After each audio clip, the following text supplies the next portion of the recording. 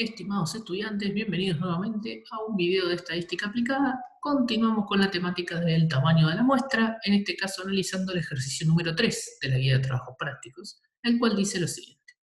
Se quiere establecer el porcentaje de potenciales consumidores de un determinado producto de consumo masivo. Determinar el tamaño mínimo adecuado para un nivel de significación del 5% y una precisión de más o menos el 8%. ¿Sí? Nuevamente, como siempre, una primera lectura y luego una segunda lectura extrayendo los datos. ¿Bien? Se quiere establecer el porcentaje de potenciales consumidores de un determinado producto de consumo masivo. Porcentaje nos remite a proporción. ¿Sí? Estaríamos trabajando con el parámetro poblacional de proporción. ¿Bien? Determinar el tamaño mínimo adecuado, ¿sí? Es decir, vamos a tratar de buscar de cuánto tiene que ser esa muestra, ese pedacito de la población total, para asegurar por lo menos una parte de la representatividad. Recuerden también que está el tema de la técnica de muestreo, de las definiciones correctas de la unidad muestral, del método de selección, de la aplicación luego en función del proceso elegido y demás. Entonces, en lo que respecta al tamaño mínimo de la muestra, vamos a tratar de asegurar la representatividad, determinando cuál tiene que ser el piso mínimo de consumidores que hay que seleccionar. ¿Bien? Determinar el tamaño mínimo adecuado para un nivel de significación del 5% y una precisión de más o menos el 8%. El nivel de significación es un dato, ese nivel de significación es el alfa, ¿sí? Es el error, ¿sí? Es el complemento a la unidad de la confianza, es decir, 1 menos la confianza o 100% menos la confianza en porcentaje. ¿Está bien? Decir que alfa es del 5% es lo mismo que decir que la confianza es del 95%. ¿Bien? La precisión es otra forma de llamar al error máximo. El error máximo lo simbolizábamos con la letra griega epsilon y representaba un 8%. Esta es toda la información que tenemos, de allí tenemos que ir a calcular el tamaño mínimo de la muestra.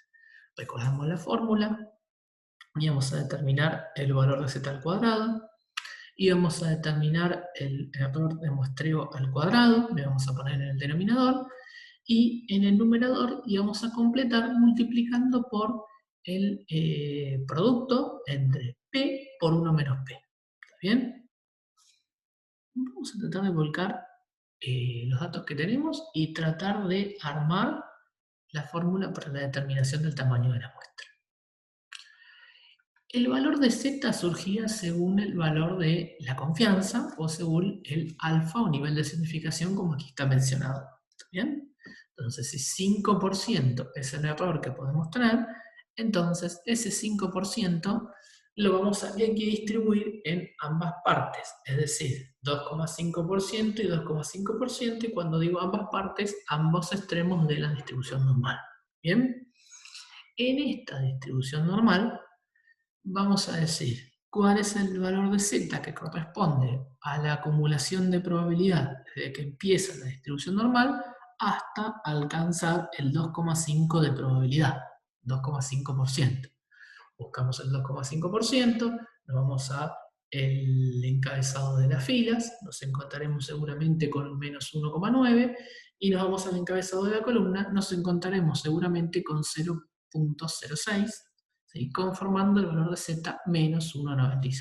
Recuerden, encabezado de la fila, unidad primer decimal, encabezado de la columna, segundo decimal. ¿Está bien? Por la propiedad de simetría de la distribución normal, si tenemos la misma probabilidad pero acumulada desde el otro lado, el valor de Z será el mismo pero con el signo inverso, es decir, el más 1,96, y de lo contrario lo podemos también verificar buscando, ¿sí?, la probabilidad acumulada desde que empieza la tabla hasta que se produce este valor de corte, de manera tal que de ese valor de corte en adelante nos quede el 2,5%. Tendría que buscar una probabilidad acumulada del 100%, toda la distribución normal, el área bajo la curva, menos el 2,5 que me queda a la derecha de este valor buscado. Este 97,5% es el valor de probabilidad que buscamos dentro de la tabla. Nos vamos a encabezado de fila, 1,9, encabezado de columna, 0,06, alcanzando el 1,96 positivo. Como dijimos en otros videos, tomar el 1,96 positivo o negativo, dado que lo elevamos al cuadrado, no hay ningún problema, podemos tomar cualquiera de los dos valores, por eso que de acá yo siempre tomo el valor positivo. 1,96 elevado al cuadrado. Dejemos por un segundito la multiplicación de p por 1 menos p, y en el denominador vamos a tener el 8% al cuadrado. Recuerden, si es un 8%, 8 dividido 100 en la calculadora, para que no tengamos problemas con los ceros, 0,08 elevado al cuadrado. ¿Bien? La fórmula la expresamos en tanto por 1. ¿Bien? No en porcentaje. Y ahora tenemos un problema. No tenemos el valor de P. Es decir, la proporción en la población claramente no la conocemos. Si conociera la proporción en la población, la pregunta sería, ¿para qué quisiera estimarla? ¿Sí? El ejercicio empieza diciendo, se quiere establecer el porcentaje de potenciales consumidores de un determinado producto de consumo masivo. ¿En dónde? En una población. ¿Bien? Si yo lo tuviera, ¿para qué lo voy a estimar? ¿Sí? No tendría demasiado sentido, me quedo con el valor real. O sea que el valor de pi claramente no lo tengo, el porcentaje en la población. No se han hecho estudios anteriores, por lo cual no tengo un porcentaje de estudios anteriores o de prueba pilotos como si nos ha pasado en el ejercicio número 2 de la guía de trabajos prácticos, que también lo vimos en un video anteriormente. Entonces la pregunta es, bueno, ¿qué hago? Me levanto del examen, me voy, ¿no? Listo, no vamos a hacer más nada. No. ¿Hay alguna forma de resolver? Vamos a pensar lo siguiente. Cuando no tenemos ninguna información respecto al porcentaje, es decir, no tenemos pruebas pilotos o pruebas anteriores, estudios anteriores que nos permitan tener una idea de cuánto podría ser aproximadamente, el criterio que va a imperar en este caso es el de maximizar el tamaño de la muestra. Lo que vamos a querer hacer es hacer la muestra lo más grande posible. Concepto elemental en la inferencia estadística. ¿Qué decimos en la inferencia estadística? Tenemos una población, un conjunto así grande, y sacamos una muestra, un conjunto chiquito. ¿Sí? Cuanto más grande es la muestra, manteniendo constante todos los otros determinantes de la representatividad, cuanto más grande es la muestra, más parecido va a ser a la población. Si yo tengo una muestra así grande y tengo una muestrita así chiquita, tengo una población grande y tengo una muestra chiquita, a medida que esta muestra se va haciendo más grande, fíjense que se va aproximando cada mes a este círculo más grande de la población. ¿Sí? Piensen en un círculo grande que es la población y en un círculo chiquito que es la muestra. Cuando esta muestra se va extendiendo, cada vez se acerca más a los límites de la población, cada vez se acerca más al círculo grande de la población. Por lo tanto, más parecido se torna. Entonces, ¿qué vamos a querer hacer? Vamos a querer maximizar el tamaño de la muestra. ¿Cómo maximizamos el tamaño de la muestra? Bueno, tratando de que este n sea lo más grande posible. ¿Sí? ¿Y cómo hacemos que este n sea lo más grande posible? Si nuestra incógnita está en el numerador, que es p, ¿sí? Y en este numerador luego está multiplicando por 1,96 al cuadrado, ¿sí? Matemáticamente sabemos que cuanto más grande sea este p por 1 menos p, ¿sí? Este segundo factor, ¿sí? Tenemos que analizarlo así, este p por 1 menos p, vamos a pintarlo de color ya que estamos aquí, ahí, p por 1 menos p, ese segundo factor de la multiplicación, todo considerado como un todo, ¿sí? P por 1 menos p, tiene que ser lo más grande posible, de manera tal que al multiplicarlo por 1,96 al cuadrado se haga lo más grande posible, ¿sí? Entonces, si se hace lo más grande posible el numerador, el tamaño de la muestra va a ser lo más grande posible. Siempre lo más grande posible con el acotado a la confianza y al error de muestreo permitido, ¿no? Entonces, lo que vamos a hacer es decir, bueno, ¿qué combinación de p por 1 menos p me da el resultado más grande posible? Eso es lo que tenemos que analizar. Si nosotros pensamos, por ejemplo, en que, ejemplo, cualquiera, que el porcentaje es de 0,10, ¿sí? Del 10%. Si yo hago 0,10 por 1 menos 0,10, 0,10 por 0,90, obtengo de esta multiplicación, que aquí está en rojo, que es nuestra incógnita, un valor de 0,09. ¿Qué hubiese pasado si P fuera del 20%? ¿Sí? 20% por el 80%, 0,20 por 0,80 me da 0,16. ¡Epa! Ya esto es más grande que lo anterior, que el de 0,10. O sea que ya me conviene este segundo renglón, esta segunda línea, por sobre la anterior. ¿Qué pasa si P es igual a 0,30? 0,30 por 1 menos 0,30, ¿sí? 0,30 por 0,70, me da 0,21. Y este ya es más grande que los dos anteriores. Fíjense, uno era 0,09 y el otro era 0,16. O sea que, en principio, en principio me quedaría con, tecla, cuando apreté en el teclado, me quedaría con el P igual a 0,30. Sigamos pensando. Si P es igual a 0,40, 0,40 por 0,60 me da 0,24. Es más grande. Bueno, genial, me quedo con este último. Sigamos pensando. Si P es 0,50, 0,50 por 1 menos 0,50, es decir, 0,50 por 0,50, me da 0,25 y es más grande que todos los anteriores. Entonces, por ahora me quedo con este.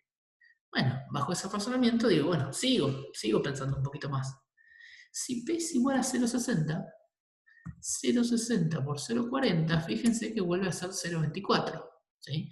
Que es en realidad el producto inverso de lo que habíamos obtenido antes. 0,40 por 0,60 es lo mismo que hacer 0,60 por 0,40. Es el mismo cálculo, ¿sí? El mismo resultado.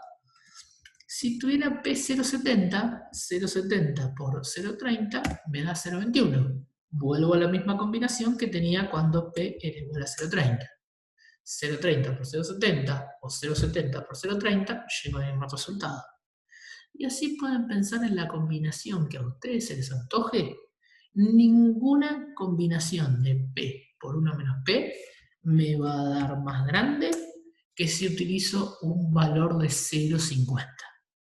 Es decir, que la forma de hacerlo más grande posible, manteniendo constante tanto el nivel de confianza, que no podemos tocar porque está especificado, de ahí sale el valor de Z, y el valor de muestreo o la precisión, ¿sí? Cuando la incógnita es precisamente el valor del porcentaje en alguna muestra o de alguna forma que podamos obtener de estudios anteriores o de prueba piloto, el objetivo será maximizar el tamaño de la muestra y siempre la mejor combinación, la que nos da lo más grande posible, es hacer P igual a 0,50, 0,50 por 0,50 igual a 0,25, ¿sí? Ese importe es el más grande que podemos obtener. Entonces, si reemplazamos 1,96 al cuadrado por 0,50 por 1 menos 0,50 dividido 0,08 al cuadrado, es decir, fíjense que lo que hicimos acá es reemplazar ese valor de incógnita que no tenemos ningún dato por el valor máximo que podríamos obtener al multiplicar, de manera tal que el numerador sea lo más grande posible y por ende el cociente sea lo más grande posible. ¿Bien? Entonces, ¿por qué no hacemos siempre eso?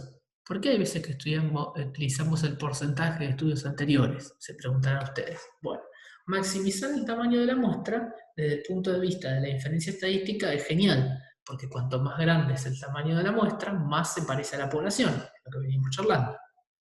Ahora bien, un elevado número del tamaño de la muestra puede hacer que los costos sean significativamente altos y hasta me inhabiliten la posibilidad de hacer el estudio, ¿sí? Por lo tanto, si yo tuviera recursos ilimitados, no pensaría en una muestra grande. Directamente diría, voy a considerar a toda la población. Hay un censo, no una muestra, ¿sí?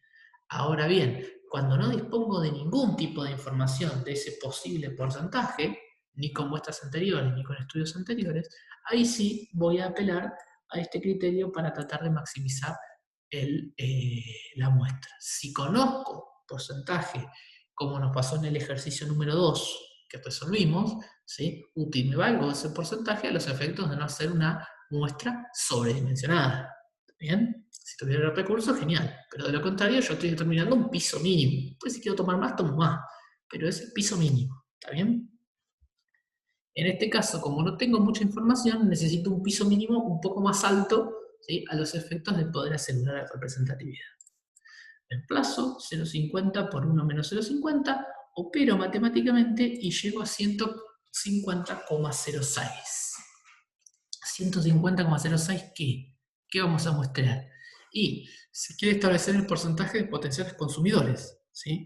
O sea que vamos a mostrar consumidores. Bien, 150,06, lo que me da, lo dejo tal cual en el resultado, agrego la unidad de medida y luego en la interpretación hago el redondeo. ¿Sí? No me voy a cansar de decírselo y de otras videos. Entonces, interpretemos. El tamaño mínimo, no puede faltar la palabra, de la muestra debe ser de, y fíjense, este ejemplo es buenísimo para ver el tema del redondeo. 150,06. Yo me habría tentado a poner 150. Con 150 no alcanzo la representatividad, porque no alcanzo 150,06. Pero está ahí nomás, no importa, ¿sí? No alcanzo. Entonces, sí o sí tengo que irme al entero inmediato siguiente. 151 consumidores. ¿Bien? El tamaño mínimo de la muestra debe ser de 151 consumidores. Espero les haya servido, espero que les sea de utilidad. Les dejo un saludo.